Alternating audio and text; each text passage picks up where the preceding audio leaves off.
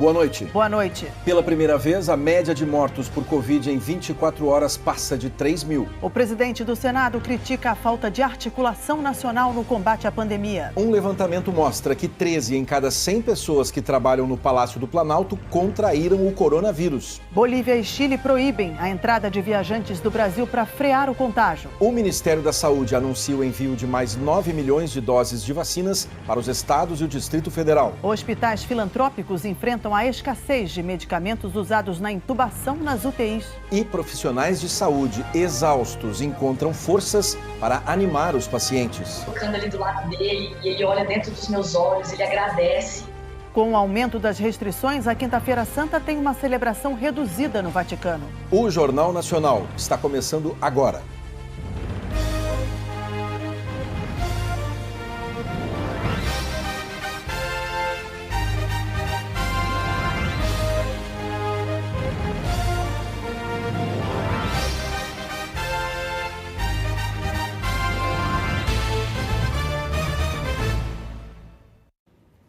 A situação é crítica nos hospitais filantrópicos do estado de São Paulo. Medicamentos usados para intubar os pacientes estão no fim.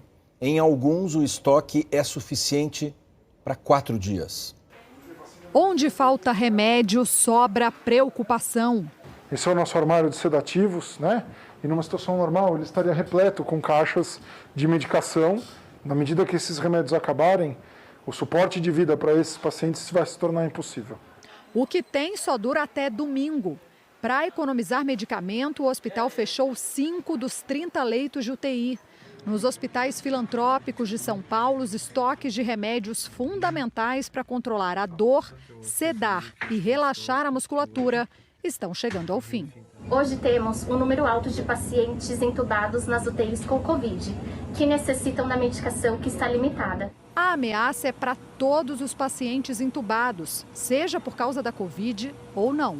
Quando você não tem a utilização dos medicamentos adequados, esse paciente, com uma comutação de um medicamento, você pode acabar gerando um desconforto, você pode acabar causando dor e principalmente há uma luta do paciente. Uma vez que ele vai se despertando, né, ele vai tendo, vamos dizer assim, uma briga entre o respirador e isso traz um desconforto enorme, né? Sendo que a falta desses medicamentos, de forma objetiva, no processo de manutenção da intubação, pode levar os pacientes, infelizmente, à morte. O secretário estadual da Saúde, que já admitiu que foi necessário trocar alguns medicamentos, disse que o estado está negociando com o Ministério da Saúde enquanto faz compras de emergência. Nós estamos fazendo compras emergenciais, recebemos mais medicamentos, o que nos garante um aporte para os nossos hospitais da Direta por mais 7 dias, mas nós também estamos acolhendo as necessidades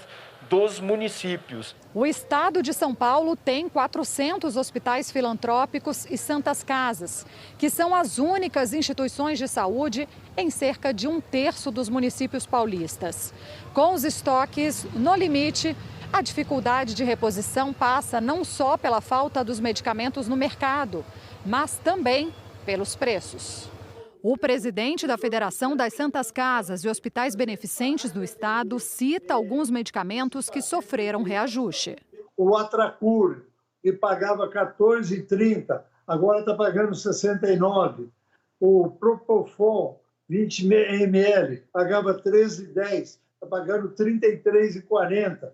O Fentanila, pagava de 10 ml, pagava R$ 5,10, agora está custando R$ 10,50. Isso de dezembro para cá. Esse especialista, que já trabalhou no Ministério da Saúde no planejamento de compras, explica que os gestores públicos precisam tomar a frente para garantir o abastecimento dos hospitais.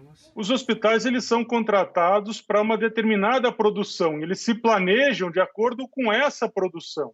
Então, o que nós estamos vivendo nesse momento? Um grande aumento de demanda, que tem gerado, né, uma falta de capacidade de resposta. É fundamental nós termos uma gestão de crise nesse momento, em que os gestores do sistema de saúde, em âmbito municipal, estadual e federal, façam um acompanhamento da real situação e tomem medidas para dar suporte aos prestadores. não basta ter UTI, a dificuldade com os profissionais de saúde que já estão esgotados, que já estão cansados, a gente ainda, infelizmente, tem que enfrentar essa situação de um desabastecimento que afeta a qualidade do tratamento do paciente, o conforto do paciente e, na última linha, podendo o paciente ir a óbito pela falta desses medicamentos. Hoje, o governo de São Paulo declarou que está fazendo constantes cobranças ao Ministério da Saúde para auxílio no fornecimento de medicamentos para intubação, mas que desde o último fim de semana, o governo federal liberou apenas 6% do que é preciso para atender a demanda mensal da rede pública de saúde do estado. O Ministério da Saúde afirmou que fechou diversos acordos nos últimos dias para tentar evitar o desabastecimento de medicamentos para intubação. Segundo o Ministério, os acordos respeitam a realidade de cada fabricante, os contratos anteriores e a necessidade do país. O Ministério explicou ainda que a distribuição é feita de acordo com o consumo médio mensal, informado pelas secretarias estaduais de saúde ao Conselho Nacional de Secretários de Saúde, o CONAS, e ao Conselho Nacional de Secretarias Municipais de Saúde, o CONASENS, e que as entregas já começaram e devem se estender nos próximos dias. Um estudo da Fiocruz mostra que a média de pacientes com Covid que são intubados no Brasil e acabam morrendo é maior do que a média mundial.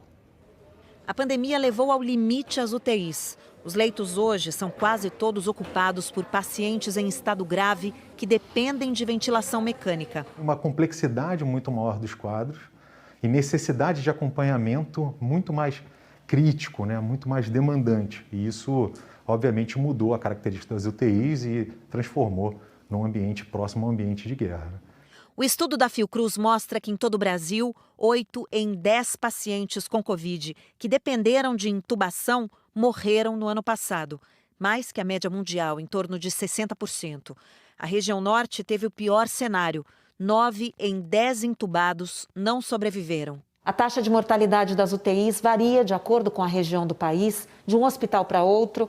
É por isso que os médicos defendem a criação de um protocolo nacional único com tudo que se sabe sobre a doença depois de um ano de pandemia. Isso poderia ajudar a recuperar pacientes graves e devolver a vocação das unidades de tratamento intensivo. Esse é um lugar feito para salvar e não perder vidas.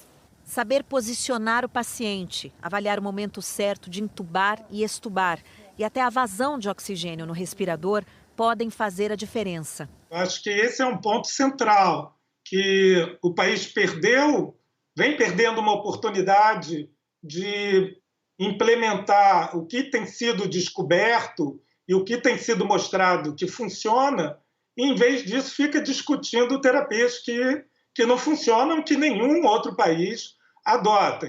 É fundamental que se estabeleça protocolos e recomendações nacionais para que todas as unidades, mesmo no interior, mesmo as unidades menores, tenham acesso às melhores práticas. O que leva um paciente de Covid à intubação é um quadro crítico de hipoxemia, a falta de oxigênio no sangue. Na forma grave da doença, o coronavírus chega a acometer 50%, 70%, 100% dos pulmões, o que compromete a respiração. Ao percorrer o organismo carregando um nível alto de gás carbônico, o sangue, mais ácido, gera impacto nos rins, fígado, cérebro, coração. Um colapso sistêmico que pode ser fatal. Edinalva passou 2 meses respirando por aparelhos. Eu fui dia 5 para o hospital de julho, voltei 7 de setembro, a médica me fazendo umas perguntas. Eu não sabia nem onde eu estava, nem o que eu estava fazendo ali, nem o que eu tinha, eu não sabia. O médico supervisor da unidade de terapia intensiva do Instituto Emílio Ribas diz que a medida para derrubar a taxa de mortalidade está antes, fora da UTI. Não há sistema médico no mundo capaz de fazer frente a essa onda avassaladora de número de casos novos que estão se apresentando aos hospitais no dia a dia. Então, a nossa única saída hoje é evitar o contágio. Essa matemática que nós temos visto aí, de letalidade de 80%, ela tem que ser mudada. E ela só vai ser mudada quando a gente começar a diminuir o número de casos e adequar, do ponto de vista técnico, profissional e de equipamentos, adequadamente essas unidades remanescentes. O Ministério da Saúde informou que existe um protocolo atualizado para o tratamento de paciente grave com Covid e que, em conjunto com representantes ligados à classe médica, elabora recomendações para otimizar a assistência hospitalar intensiva aos pacientes com a doença. Um levantamento mostra que na sede do governo federal, de cada 100 pessoas, 13 contraíram o coronavírus. O jornal O Globo obteve os dados por meio da Lei de Acesso à Informação. Segundo a reportagem publicada hoje, o Palácio do Planalto já registrou 460 casos de Covid desde o início da pandemia. A maioria no Gabinete de Segurança Institucional, 191. No gabinete do presidente Jair Bolsonaro foram 28. Inclusive, ele próprio pegou Covid em julho do ano passado. Só no mês passado, 30 servidores contraíram a doença. O dobro do registrado em fevereiro, 16. Do total de 30 casos em março, 20 foram na Secretaria-Geral da Presidência. A presidência tem 3.500 servidores, incluindo os palácios do Planalto, da Alvorada e a Grande do Torto. Ter 460 casos nesse universo representa uma taxa de contaminação de 13%, 2 vezes a média brasileira, de 6%, de acordo com a reportagem. Desde o início da pandemia, as agendas presidenciais foram marcadas por grandes eventos com aglomerações e muitas pessoas, entre elas o presidente Bolsonaro, sem máscara. Como fica claro nessa cerimônia de posse de ministros, no dia 24 de fevereiro. Até o início de março, segundo o levantamento do G1, foram 36 eventos oficiais em Brasília e outras cidades com a participação do presidente Bolsonaro, sempre sem máscara. Mais recentemente, o presidente tem aparecido com mais frequência usando a máscara e as últimas cerimônias de posse no Planalto foram bem menores. A do novo ministro da Saúde, Marcelo Queiroga, por exemplo, no dia 23 de março, foi fechada no gabinete. Neste momento de pico da pandemia, com recordes diários de mortes, especialistas reforçam a importância de vacinar a população. Enquanto isso, o uso de máscaras e o distanciamento social são fundamentais para evitar a contaminação. Nesse momento, é imprescindível que o executivo se coloque lado a lado dos técnicos do mundo inteiro, inclusive, não é uma questão nacional, é uma questão que compromete humanos. Então, está na hora de se colocar ao lado dos humanos e passar a fazer a narrativa, o discurso da importância da máscara, que não tem dúvida de que ela, de fato, protege. O Palácio do Planalto não quis se manifestar. Para tentar conter o avanço da Covid, a Bolívia e o Chile anunciaram a proibição da entrada de visitantes do Brasil. A Argentina e o Uruguai também estão vetando estrangeiros. A fronteira do Brasil com o Paraguai permanece aberta desde que os brasileiros apresentem um teste negativo.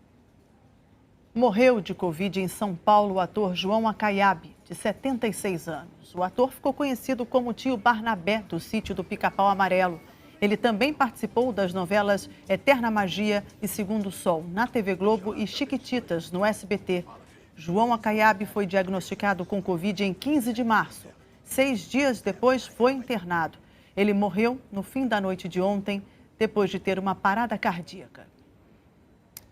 A média de mortes em 24 horas ultrapassou 3.000 pela primeira vez desde o começo da pandemia.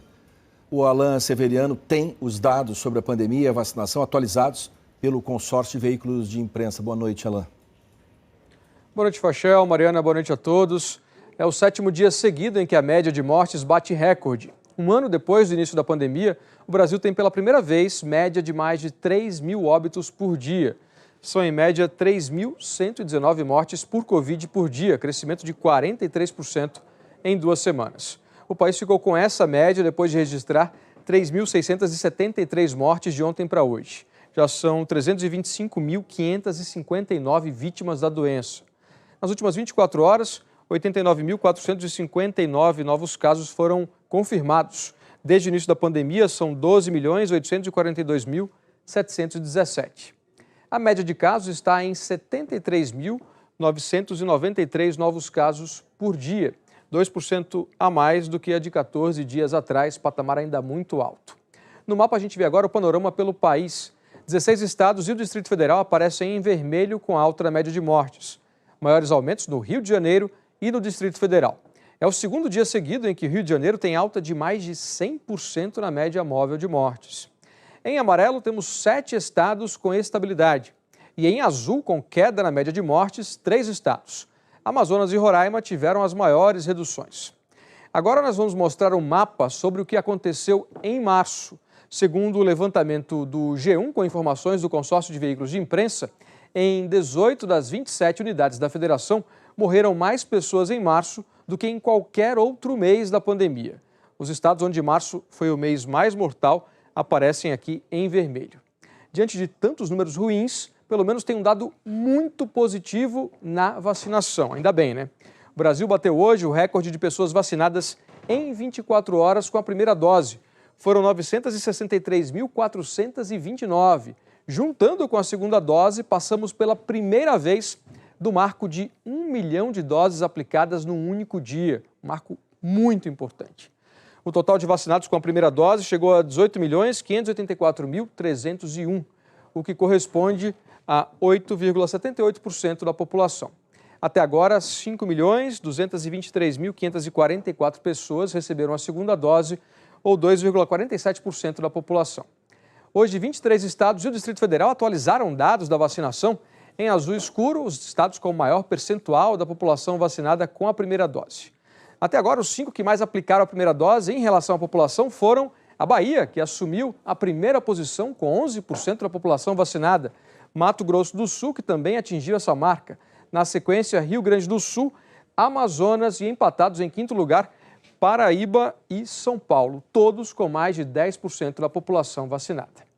Em g1.com.br/coronavírus, você encontra mais informações sobre a vacinação e outros dados da pandemia no seu estado. Fachel, Mariana. Obrigado, Alain. Boa noite. Boa noite, Alain. O presidente do Senado, Rodrigo Pacheco, criticou hoje a falta de articulação nacional no combate à pandemia e reforçou a importância da vacinação. O Ministério da Saúde informou que começou a enviar hoje aos estados e ao Distrito Federal 9.100.000 doses de vacinas. São 8.400.000 doses da Coronavac e 728.000 da AstraZeneca Oxford, produzidas pela Fiocruz. O Ministério disse também que até sábado deve receber mais 2.300.000 doses da vacina da Fiocruz. A vacinação foi tema de um encontro hoje do presidente do Senado, Rodrigo Pacheco, com o Consórcio Nacional de Vacinas das Cidades Brasileiras, coordenado pela Frente Nacional dos Prefeitos. O consórcio reúne 1.800 municípios e debate a compra coletiva de vacinas, remédios e insumos para o combate à pandemia. No encontro, Pacheco criticou as aglomerações que vêm se repetindo, mesmo com o esforço de prefeitos e governadores para medidas de distanciamento. Segundo ele, o que tem ocorrido já não é um problema de informação, mas de falta de solidariedade e de empatia das pessoas. O presidente do Senado também criticou a falta de uma articulação nacional para coordenar o combate à pandemia. Na semana passada, numa reunião com a participação dos presidentes dos 3 poderes, foi criado um comitê para tratar de medidas nacionais. Não há nada pior num momento desse que a desarticulação, a falta de coordenação. E o Brasil revelou, infelizmente, a partir dessa falta de coordenação, algo que nós não podíamos ter feito. Era preciso ter coordenado desde o início todos os entes federados para poder enfrentarmos da melhor forma possível essa pandemia. Obviamente, nós temos que reconhecer, o Brasil atrasou esse processo, atrasou esse cronograma, nós estamos correndo atrás do tempo nesse momento. A instituição desse comitê, muitos disseram, com 1 ano de atraso, mas, vamos dizer, é o que nós antevemos, especialmente quando eu assumi a presidência do Senado, que é o que podia ser feito. A escassez de doses de vacinas no país tem dificultado o trabalho de logística para imunizar a população. As vacinas contra a Covid viajam de São Paulo e do Rio até os cantos mais distantes do país, mas repetem os mesmos caminhos várias vezes. Como o Brasil tem apenas 2 vacinas e as doses ainda estão sendo produzidas, A entrega aos municípios é feita aos poucos. É o que explica o presidente do Conselho Nacional de Secretários de Saúde. Em verdade, é um trabalho e é um retrabalho que tem se repetido semana a semana. A gente acaba que gasta muito fazendo transporte de pequena quantidade de doses. Então, tem cidade que, quando a gente vai fazer a divisão, recebe 20 doses, 30 doses de vacina. É praticamente nada. A gente deveria levar uma quantidade grande no menor número de vezes. Só que não dá para esperar. O ponto é esse. E se as vacinas vêm a conta-gotas, a gente vai ter que entregar nos municípios também a conta-gotas. E a distância, as estradas intransitáveis, as cheias e os rios separam milhares de brasileiros dos centros urbanos. É um desafio ainda maior fazer várias viagens para levar vacinas até populações indígenas e ribeirinhas. É o caso dessa comunidade em Santarém, no Pará. Os agentes de saúde precisam de barco para chegar. A viagem dura 3 horas e eles já precisaram ir 4 vezes. São viagens longas e, por conta da pouca dose de vacina, a gente precisa estar retornando várias vezes no mesmo local para estar vacinando. E se vocês recebessem vacinas em maior quantidade, daria para fazer uma viagem só para esses lugares? Teríamos a condição de fazer uma única vez, porque essa equipe de saúde, ela já levaria a quantidade suficiente, ela já vacinaria todos os idosos ali presentes. Com a escassez de doses e a urgência da pandemia, foi preciso dividir a população em vários grupos prioritários. E não só por idade, mas também por categoria profissional. A tabela de prioridades do Ministério da Saúde inclui, por exemplo, trabalhadores da educação, da segurança pública, dos transportes, além do pessoal da saúde. Isso cria um outro desafio, saber a quantidade exata de vacinas que cada município deve receber em cada fase da campanha. Os profissionais, eles muitas vezes entram nos bancos de dados trabalhando em mais de um emprego. Então, o professor trabalha numa escola pública e numa escola privada. Ele conta 2 vezes, mas ele não pode contar 2 vezes. Todo esse trabalho com o dado para conseguir chegar o mais perto do número real é o que realmente gera trabalho na questão de cálculo de quantitativo de doses. Várias cidades, inclusive capitais, já ficaram sem doses suficientes no meio de alguma etapa da vacinação. Por exemplo, Rio de Janeiro, Aracaju, João Pessoa, Rio Branco.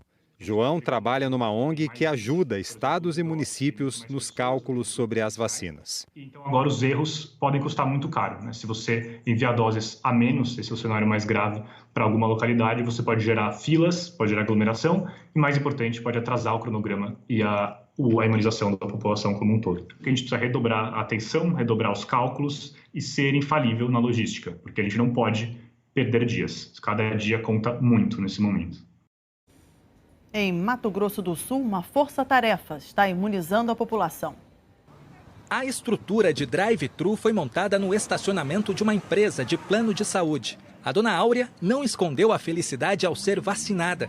Uma emoção muito grande, que a ansiedade estava grande, então foi um momento bem especial. A dona Clarice aproveitou para deixar um recado. Já tive Covid. Eu sei o que é Covid. É terrível. Além dos momentos, né, que a gente passa quando está com Covid, ainda tem a sequela. É necessário se cuidar. Empresas de planos de saúde estão vacinando porque firmaram um acordo com a Prefeitura de Campo Grande, que oferece as doses. Elas devem seguir o calendário do município e disponibilizar os profissionais para a aplicação da vacina.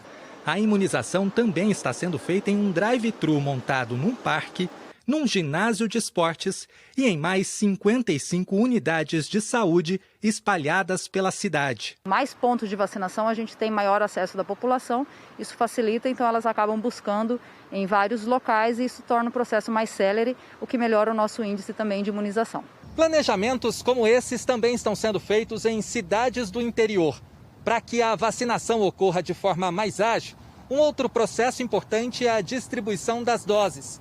Geograficamente, Campo Grande fica numa posição bem estratégica, no centro do estado, o que facilita a entrega das vacinas para os 79 municípios de Mato Grosso do Sul. Com a ajuda das forças de segurança, o governo do estado tem conseguido distribuir as doses para todas as cidades em até 12 horas. Nos municípios do interior, militares do Corpo de Bombeiros estão ajudando as prefeituras na vacinação dos moradores.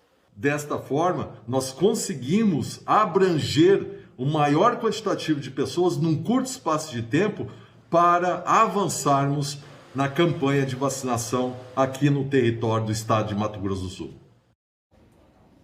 As farmacêuticas Pfizer e BioNTech divulgaram dados atualizados sobre a vacina delas contra a Covid, mostrando que a proteção que o imunizante oferece é duradoura. A imunidade é de 90%, mesmo 6 meses após a aplicação. E resultados preliminares mostraram eficácia de 100% contra uma variante sul-africana. E isso, segundo especialistas, é uma indicação de que a vacina protege adequadamente contra outras cepas do vírus. A Polícia Federal quer saber se as vacinas aplicadas em empresários e políticos em uma garagem de Belo Horizonte eram falsas. Peritos analisaram substâncias encontradas na casa da falsa enfermeira Cláudia Mônica Pinheiro Torres de Freitas e concluíram que o material era soro fisiológico e não imunizantes contra a Covid. A prisão em flagrante de Cláudia Mônica foi convertida em prisão preventiva. Com a pandemia, a tradicional missa da Unidade, que marca a Quinta-feira Santa em Belo Horizonte, foi diferente neste ano. A cerimônia na Catedral Cristo Rei só teve a presença do arcebispo metropolitano Dom Valmor Oliveira de Azevedo, alguns padres e poucos fiéis. A maior parte do público assistiu à celebração pela internet. Por mais de 40 anos, a missa reuniu mais de 15 mil fiéis no ginásio do Mineirinho. A missa da noite da quinta-feira no Vaticano não teve a tradicional cerimônia de lava-pés por causa da pandemia. O governo da Itália estendeu as restrições sociais mais rígidas até o fim de abril. Para conter o avanço do vírus e diminuir o número de mortos que ainda aflige a Itália com 500 vítimas por dia, o novo decreto vai estender o isolamento de 7 a 30 de abril. Os italianos vão viver uma Páscoa blindada, com todo o país em zona vermelha. Não é possível circular mesmo dentro da própria cidade. Na volta de viagens ao exterior, é obrigatória a quarentena de 5 dias e um exame negativo. Bares e restaurantes continuam fechados, podendo fazer comida só para entrega. Na semana que vem, as escolas voltam a funcionar e faculdades receberão até 50% dos alunos.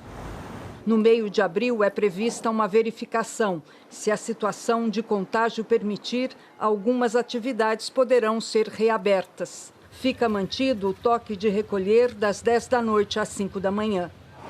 As regiões que mais vacinarem obterão vantagens. O governo italiano tornou obrigatória a vacina para o pessoal de saúde e os farmacêuticos. Quem recusar vai ter o salário suspenso até o fim do ano. No Vaticano, o Papa Francisco rezou a missa do Crisma. O pontífice consagrou o óleo usado no batismo, crisma e também para os enfermos. Por causa das restrições, não houve a tradicional cerimônia de lava-pés. Poucos fiéis estavam presentes na Basílica de São Pedro. A Via Crucis este ano foi escrita por crianças. Como na Páscoa passada, o Papa Francisco vai celebrar a Sexta-feira Santa na solidão da Praça São Pedro. O Palácio do Planalto acabou de mandar um posicionamento sobre a reportagem com os casos de Covid na sede do governo federal. A assessoria declarou que a coordenação de saúde da presidência orienta os servidores a procurarem assistência médica quando apresentarem quaisquer sintomas relacionados à doença. Que desde o início da pandemia vem adotando inovações tecnológicas nos protocolos de limpeza das áreas e equipamentos, além da ampliação de distribuição do uso de álcool gel. E que 1/3 dos servidores está trabalhando em casa ou em escala de revezamento. A seguir, a queda na produção industrial depois de 9 meses de alta. E um jeito de ajudar na pandemia que passa pela declaração do imposto de renda.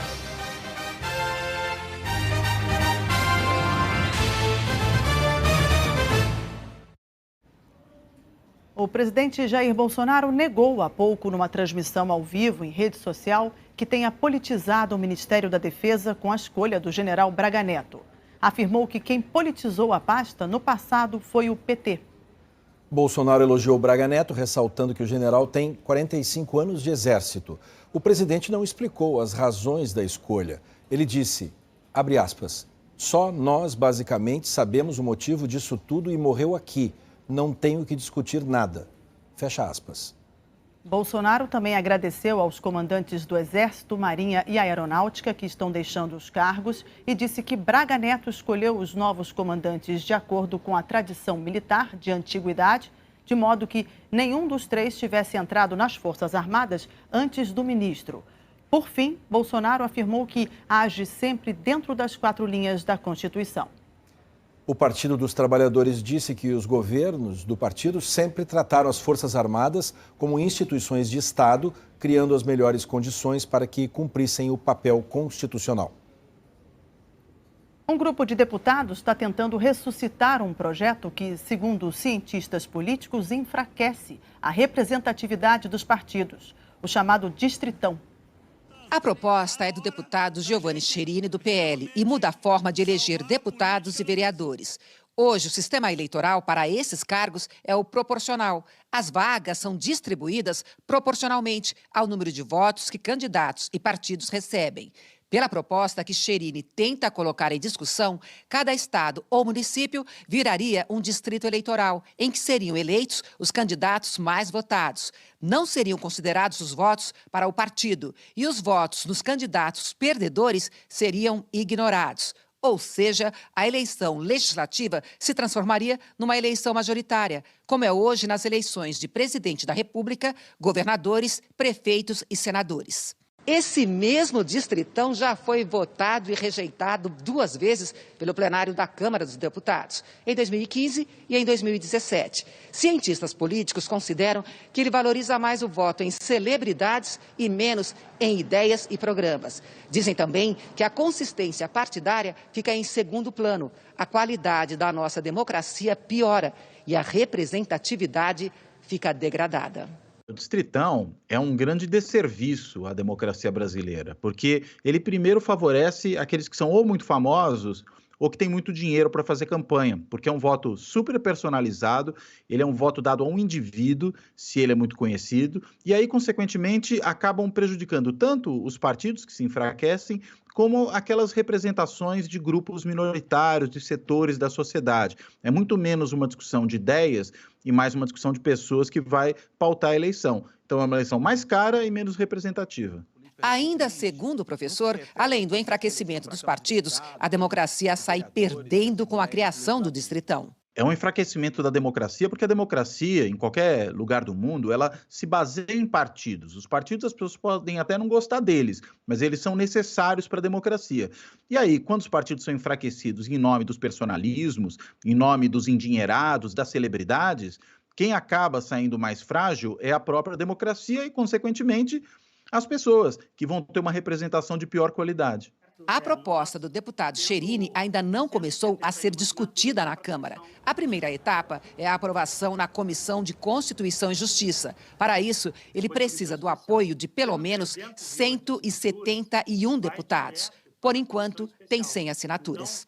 Nós estamos fazendo um esforço muito grande com alguns partidos para que nós possamos atingir esse objetivo. O que eu quero é que não fique mais essa forma onde muitos eleitos, às vezes, não têm a mesma representatividade daqueles que foram muito bem votados. Deputados contrários à mudança avaliam que não há apoio suficiente para a aprovação do projeto. Como ele altera a Constituição, depois de aprovado pela CCJ, ainda tem que passar por uma comissão especial. E depois será aprovado em 2 votações no plenário, com pelo menos 308 votos cada uma. Este deputado diz que o Distritão pode distorcer também a distribuição do fundo eleitoral. Quem defende essa ideia está defendendo se apropriar ou apropriar poucos deputados, aqueles que já são deputados, do fundo eleitoral, né? Então é evidente que a lógica eleitoral leva os partidos a colocar o fundo eleitoral só para quem tem chance, né? Então isso concentraria o fundo eleitoral na mão dos atuais deputados e não permitiria a renovação política. Depois de 9 meses com resultados positivos, a produção industrial teve queda de 0,7% em fevereiro. Segundo o IBGE, houve retração em 14 dos 26 setores pesquisados na indústria. Com os efeitos da pandemia, a produção industrial acumula desempenho negativo de pouco mais de 4% nos últimos 12 meses. O Ministério da Economia estuda propor ao presidente Bolsonaro que vete parcialmente o orçamento deste ano. A primeira tentativa do relator, o senador Márcio Bittar, do MDB, de acertar os números do orçamento não foi bem recebida pela equipe econômica. Ontem, o relator enviou um ofício ao presidente Bolsonaro afirmando que, tão logo o orçamento seja sancionado, efetuará o cancelamento de emendas da ordem de 10 bilhões de reais. Ainda no ofício, o senador responsabiliza o governo. Disse que os ajustes no orçamento foram solicitados pelo próprio executivo, o que o Ministério da Economia nega. Durante a tramitação, Bittar aumentou o dinheiro para emendas parlamentares, as obras e projetos escolhidos por deputados e senadores em seus estados. E tirou 26 bilhões de reais que iriam pagar contas obrigatórias, por exemplo, benefícios da Previdência, abono salarial e seguro-desemprego. O Ministério da Economia avalia que um corte de 10 bilhões agora não é suficiente para cobrir as despesas obrigatórias. Hoje, Bittar disse que não vê necessidade de o presidente Jair Bolsonaro vetar o texto. Não há por que vetar o orçamento, já que ela é uma lei anual. Então nós teremos, além do que eu já fiz, nós teremos o ano inteiro para ir fazendo os ajustes que a realidade brasileira exigir. Mas a área econômica considera que sancionar o orçamento do jeito que está é um risco. O governo poderá ser questionado se está gerindo mal os recursos. Além disso, há risco real de paralisação da máquina pública, interrompendo a prestação de serviços. Por isso, o Ministério da Economia estuda recomendar que o presidente vete parcialmente o orçamento. Especialistas afirmam que o correto seria vetar os gastos excessivos e discutir no Congresso um novo projeto com menos dinheiro para emendas parlamentares. O governo tem de respeitar o teto de gastos, a regra constitucional que estipula o valor máximo de gasto proibindo novas despesas. Gil Castelo Branco, diretor executivo da Associação Contas Abertas, avalia que é preciso cortar cerca de 30 bilhões de reais. Os 10 bilhões que o Congresso oferece com devolução resolvem 1/3 do problema, mas falta resolver 2/3. E o presidente está diante de um dilema, das duas uma. Ou ele faz vetos enormes a esse orçamento que ele recebeu do Congresso, o que vai desgastá-lo politicamente, ou ele sanciona esse orçamento inexequível e vai correr o risco na execução de estar cometendo crimes de responsabilidade. Nessa pandemia de Covid, pesquisadores afirmam que o Brasil falhou na hora de identificar os mais vulneráveis.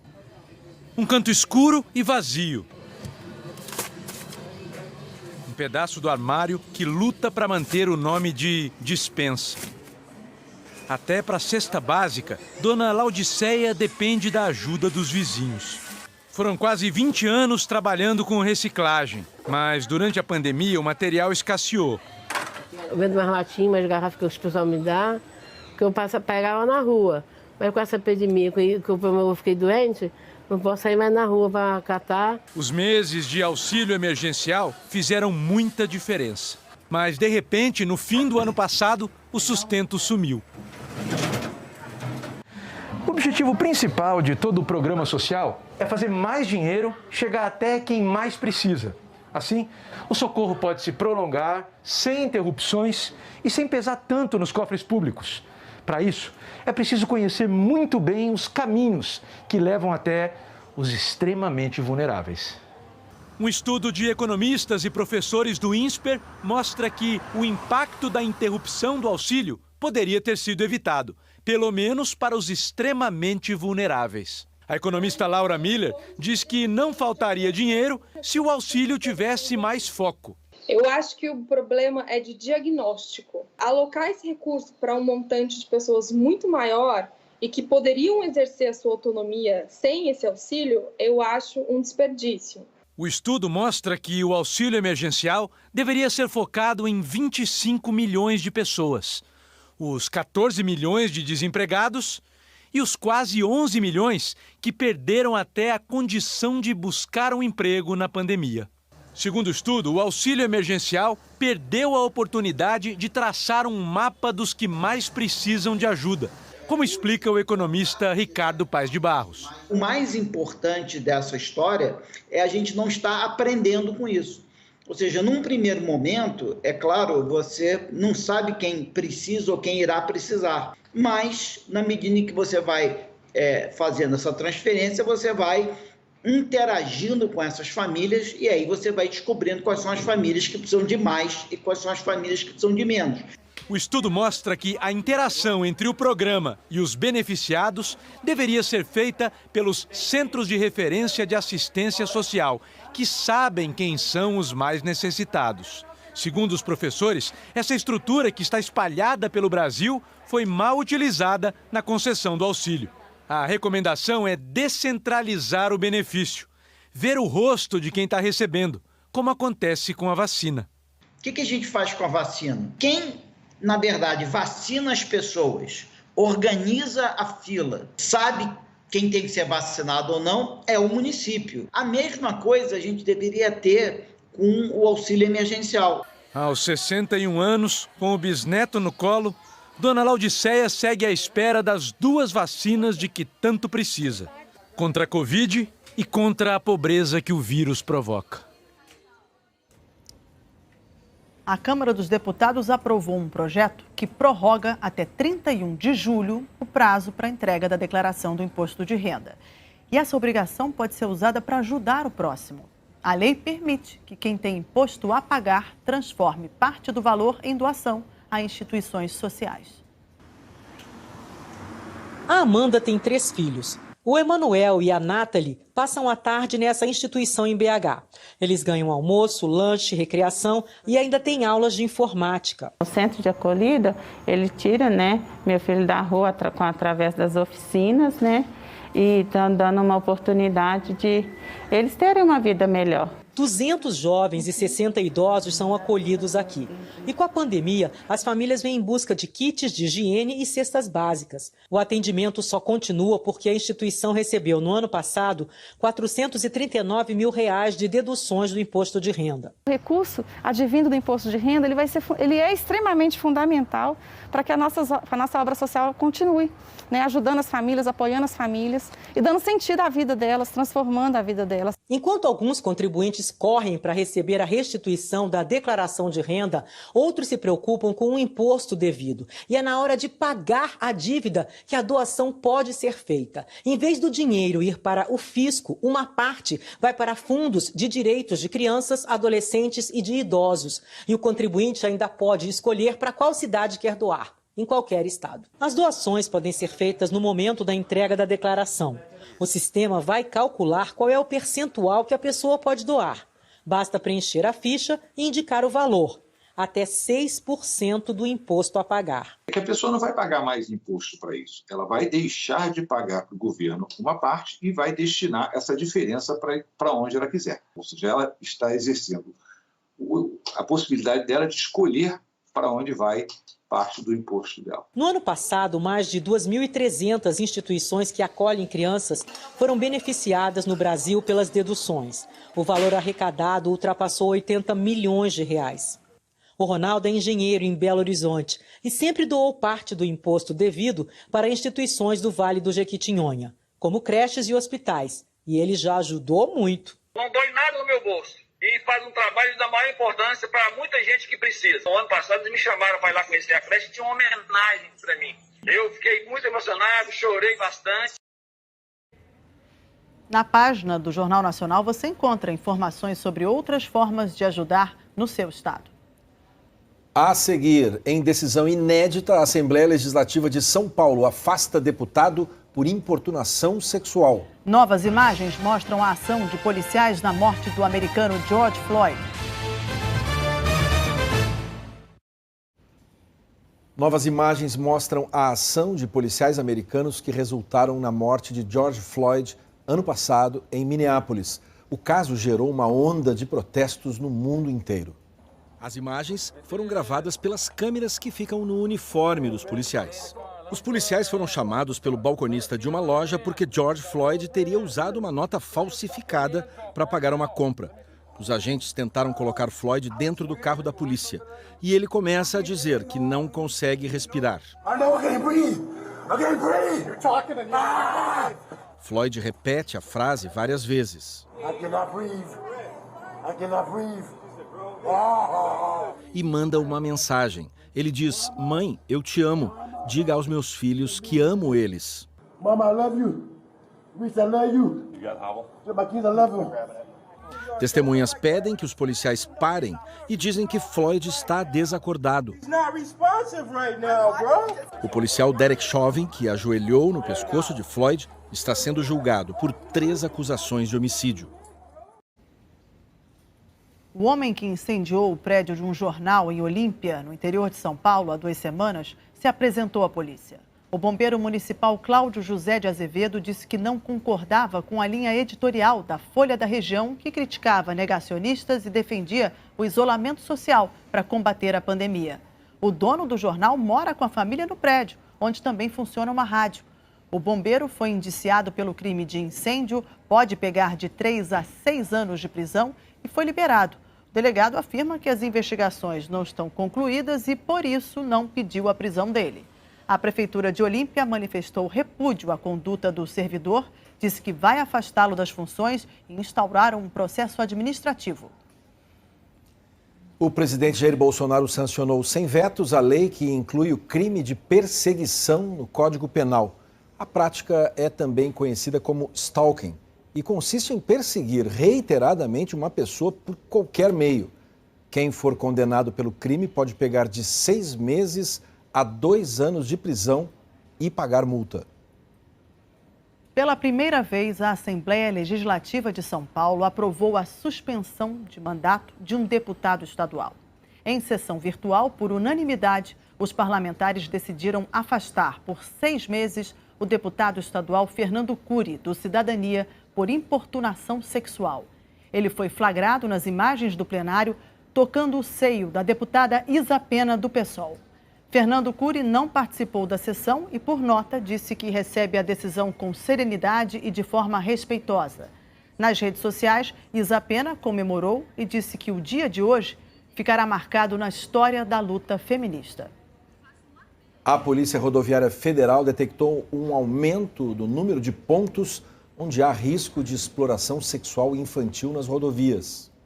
É um crime que se esconde no movimento das estradas. Quem passa sempre pelas rodovias diz que muitos meninos e meninas se oferecem pelo caminho. Tem muita menina e muito menino fazendo programa na beirada da estrada. É tudo menina de 12, 11, 12 anos, no máximo 18 anos. Estava viajando com meu marido, a gente parou num posto. Antes do meu marido desligar o caminhão, já tinha uma menina de menor abordando o meu marido. Os pontos vulneráveis à exploração sexual de crianças e adolescentes são mapeados pela Polícia Rodoviária Federal de 2 em 2 anos. Todo e qualquer estabelecimento situado às margens de uma rodovia, ele pode ser classificado como um ponto vulnerável, desde com a presença de prostituição adulta no local, consumo de álcool, presença de menores em meio a adultos. O último levantamento apontou mais áreas vulneráveis nas estradas pelo Brasil.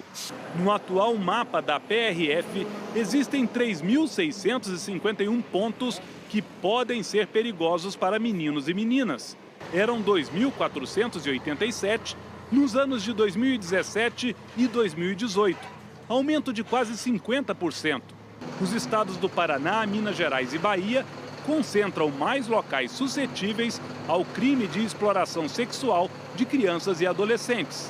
A gerente da ONG, que trabalha na elaboração dos dados com a PRF, reforça que é importante ampliar o olhar sobre situações de risco antes que o crime aconteça. Já que é uma situação tão invisível e tão pouco percebida pela população, quanto mais nós conseguirmos mostrar esses pontos vulneráveis, maior será nossa efetividade, nosso resultado na redução desse problema. De acordo com o mapeamento, os postos de combustíveis são um dos locais mais vulneráveis das rodovias. É comum a gente encontrar áreas como esta, pouco iluminadas, que servem de estacionamento. Quem se aproveita de crianças e adolescentes, muitas vezes se esconde na escuridão. A denúncia é uma luz que pode ajudar a mudar essa história. Esta desembargadora em Minas Gerais, especialista em questões voltadas para a infância e adolescência, reforça que esse é um problema que deve ser enfrentado por todos. Ao ver uma criança ou um adolescente em situação de risco, vulnerabilidade, sendo explorado, fazer denúncia. Não esperar que o Estado faça por si só. Ele pode ligar para a autoridade local, ligar para o 190, para a polícia e denunciar. Isso é um dever do cidadão. A Polícia Civil do Rio fez hoje uma reprodução simulada dos últimos momentos de vida do menino Henri, no apartamento onde ele morava com a mãe e o padrasto. As equipes da Polícia Civil e da perícia deixaram no fim da tarde o apartamento onde o Henri morreu. Durante cerca de 4 horas, os agentes encenaram o que pode ter acontecido na madrugada de 8 de março. Delegados, peritos e um promotor acompanharam a reprodução simulada. Peritos usaram um boneco com altura e peso aproximados do menino. Eles testaram uma possível queda da cama no quarto do casal e também dessa poltrona que estava encostada na cama. 2 agentes representaram Monique Medeiros, a mãe de Henri, e o padrasto, o vereador Doutor Jairinho. Eles foram convocados, mas não compareceram. O advogado do casal, André França Barreto, disse que havia pedido um prazo maior para a reconstituição e alegou que os 2 estão abalados emocionalmente. Ela, inclusive, tem um atestado de 60 dias e estão sob forte depressão, como é uma coisa razoável, completamente plausível que uma mãe e um padrasto estejam, diante, inclusive, dessa comoção social toda, estejam numa situação abalados. Ele reclamou da forma como a polícia vem conduzindo as investigações. Leu uma carta em que uma suposta testemunha acusa o delegado Henrique Damasceno, responsável pela apuração do caso, de ser parcial. O advogado não quis revelar o nome da autora, mas na carta aparece o nome de Rosângela Medeiros, mãe de Monique. Rosângela disse em depoimento que nos finais de semana que passava com Henri, o pai frequentava a casa dela e que isso pode ter gerado algum ciúme em Jairinho. Os investigadores querem saber se o menino sofreu um acidente ou foi vítima de uma agressão. O Jornal Nacional teve acesso ao laudo de uma perícia realizada no apartamento no início da semana. Foram examinados 10 fragmentos de papel de parede na sala e outras 5 amostras na sala e no quarto de Henri. Os peritos fizeram exames para a detecção de vestígios de sangue com o uso do luminol, um método altamente sensível. Todos os resultados foram negativos para sangue, mas o material foi preservado para futuros exames de DNA, se necessário.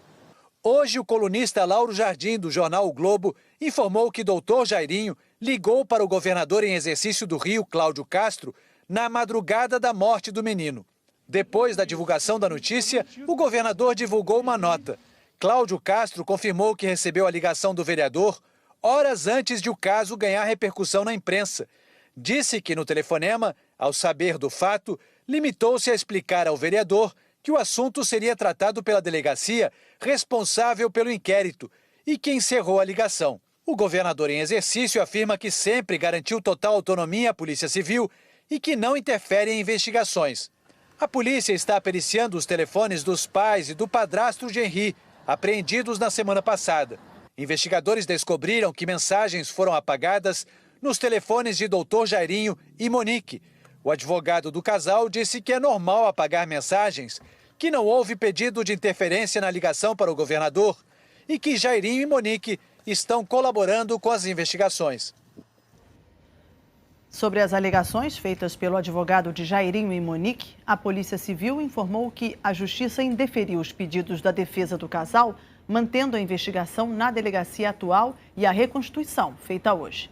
Na decisão, o juiz Paulo Roberto Sampaio Janguta diz que havia urgência na realização da reprodução simulada e que deve prevalecer o interesse público na apuração do caso. A seguir, veja a previsão do tempo. Os profissionais de saúde que, mesmo exaustos na pandemia, ajudam os pacientes a reagir. Hora da previsão do tempo. Anne Lotterman, boa noite para você. Vamos começar falando de chuva? Vamos sim, Mariana. Boa noite para você, para o Fachel. Boa noite a todos. Eu começo com a chuva do Espírito Santo. Na Grande Vitória, de ontem para hoje, teve chuva de granizo. As pedras furaram tetos de casas e amassaram carros. Quase 60 mil raios iluminaram o céu. E a ventania, com rajadas de mais de 100 km por hora, arrancou árvores pela raiz e muitas casas foram destelhadas. Em Vitória, uma caixa d'água caiu do alto de um prédio. Por sorte, ninguém se feriu. Em quase todo o estado, a chuva foi forte. Abril começou com temporais e esse março, que terminou ontem, foi o mais chuvoso dos últimos 8 anos em Vitória. Choveu 266 milímetros, 97% acima do normal.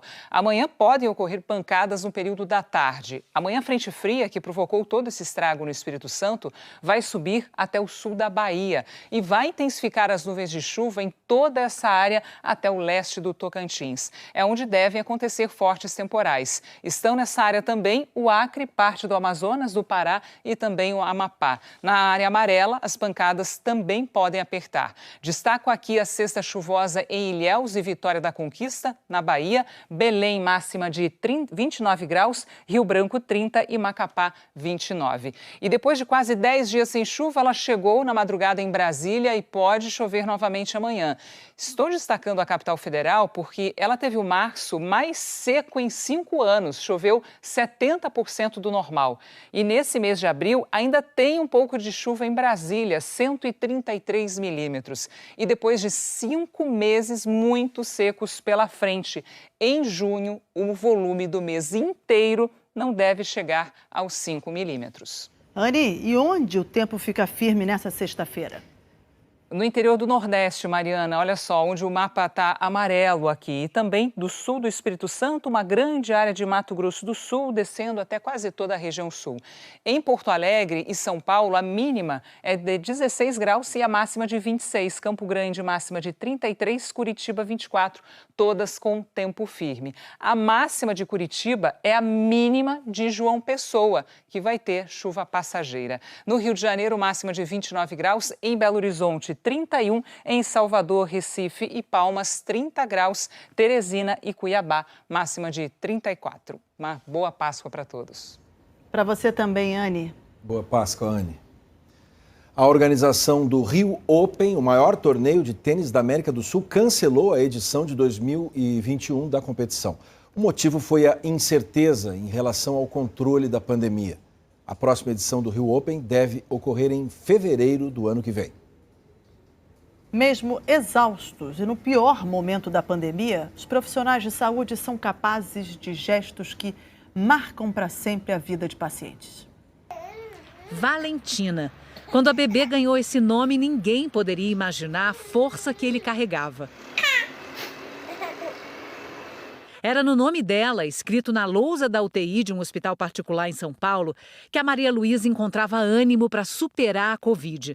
Ela adoeceu no 8º mês de gravidez. Quando eu entrei na UTI, para mim foi um dos piores momentos da minha vida, E durante todo o processo de internação, quando eu olhava para aquela lousa, eu lembrava que eu tinha que lutar e que não era uma vida só, Eram 2 vidas. A solidão da UTI, o medo da morte, a dura batalha para vencer uma doença que nem sempre responde ao tratamento. Nas UTIs lotadas de todo o país, de um lado estão milhares de pacientes que enfrentam a Covid. Do outro, profissionais de saúde exaustos depois de mais de 1 ano de pandemia, mas ainda capazes de gestos que marcam para sempre a vida dos pacientes. A ideia de escrever o nome da bebê foi da fisioterapeuta Graziane, que em junho do ano passado cuidava pela primeira vez de uma gestante com Covid. Vendo a aflição da Maria Luísa em conseguir se manter adaptada ao tratamento, Toda vez que ela fazia fisioterapia, que ela sentia dificuldade no tratamento, a angústia, o medo, a saudade da família, ela olhava lá para o nome da filha dela e falava, não, acho que agora eu tenho que lutar um pouquinho mais, Todo dia é isso, Só mais hoje, só mais hoje, só mais hoje. Se sentir acolhido, Da forma que eu me senti nesse momento tão difícil, fez toda a diferença na minha recuperação.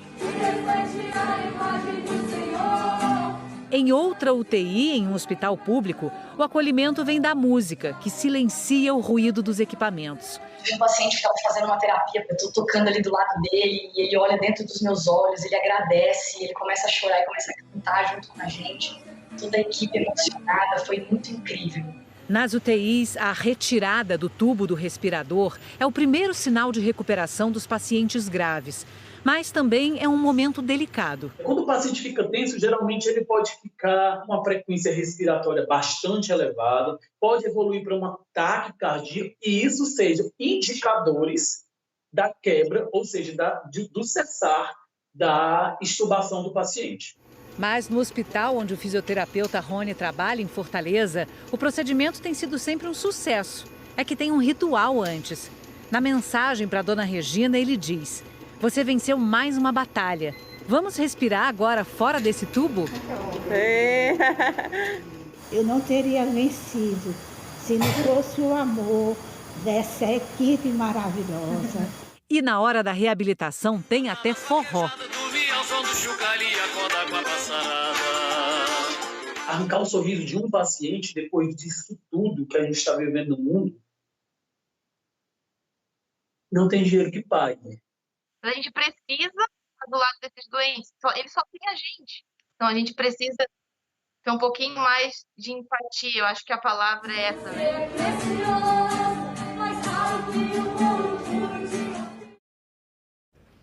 Como a gente precisa desses exemplos. Como a gente precisa desses exemplos, principalmente no momento em que os números nos atropelam, que a Covid vai levando as pessoas. Pelo terceiro dia seguido, a gente termina o Jornal Nacional com a nossa demonstração de muito respeito aos profissionais de saúde e às centenas de milhares de famílias em luto.